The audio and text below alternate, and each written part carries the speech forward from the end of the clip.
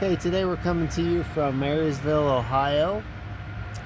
And while we're waiting here for our food to arrive, I wanted to share a little bit more news with you from the dealership that I was just visiting. They were indicating that the new car inventory is picking up, is not back up to full strength yet.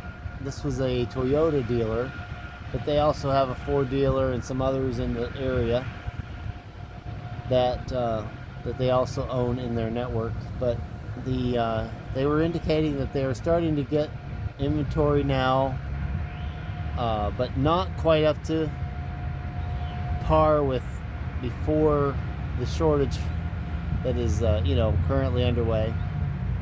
However, they did indicate that they are currently still asking for MSRP for the new cars, and they are not making too much profit on those, or any at all. They said that they were breaking even. You can take that for what it's worth on face value. There's a question about whether MSRP is going to bring a profit, because I believe it's geared toward making a small profit, but it is small nonetheless. And like I said in the previous video, he indicated that the used cars are now bringing in the profit that new cars used to, which is very minimal, instead of that high markup on used cars that we all tend to associate with used car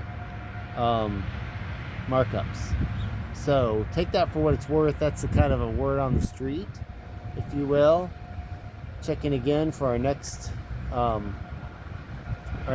around, talking to dealers for understanding the current state of the market from a man on the street level perspective. So give me a like, share this video if you care to, and join us for the next one.